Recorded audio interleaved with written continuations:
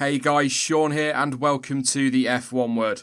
So the 2020 Formula 1 calendar is taking shape and it looks set to feature 17 races ending at Yas Marina in December. And that is quite the achievement from F1 bosses when you consider that at one point it looked like we might not see any season at all.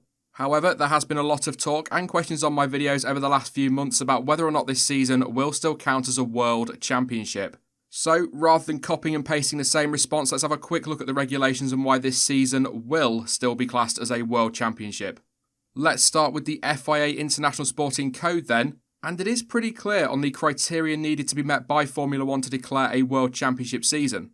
Article 2.4.3b states, the Cup, Trophy, Challenge or Series calendar must include competitions taking place on at least 3 continents during the same season.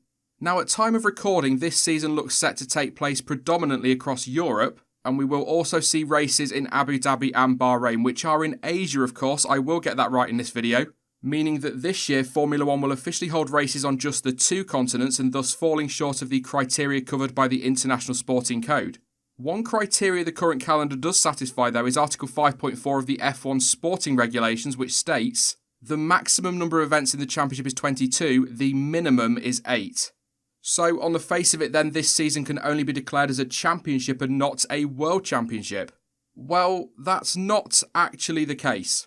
Whilst this season won't run across 3 continents, Article 2.4.3c of the International Sporting Code gives the FIA and F1 the grounds to use the word world in 2020. It reads, the FIA may exceptionally grant a waiver for a Cup, Trophy, Challenge or Series which can show long-established use of the word world. Now, given that Formula 1 has been using the term World Championship since 1950, I'd say that probably most of us could agree that that demonstrates a long-established use of the word world to define a championship season. Although I will add that back in 1950, only 6 of the 22 races held counted towards the World Championship tally, and that's something that was pretty commonplace through the 50s and 60s before the number of non-championship races began to decrease through the 70s and 80s, eventually disappearing altogether after the 1983 Race of Champions, but that's perhaps a story for another day. Anyway, back to the point. On top of that waiver though, Ross Brawn said back in June that in theory the 8 European races will constitute a World Championship, and when asked by the media, FIA sources have previously said that due to the unprecedented circumstances of the COVID-19 crisis, Formula 1 will not have to meet the criteria of racing on 3 continents for the season to be declared a World Championship. As ever then, when it comes to Formula 1, things are perhaps not as straightforward as they may seem, but this season, despite not meeting certain criteria, will still be classed as a World Championship season. For one, and as already covered, the sport can easily show that it has used the phrase for a long period of time, 70 years in fact. I'd say that's a fairly long period of time. But probably more importantly, the unprecedented and unpredictable nature of 2020 has dictated the calendar we currently have in place. Therefore, F1 bosses can reasonably argue that not being able to race on 3 continents was a choice made due to force majeure.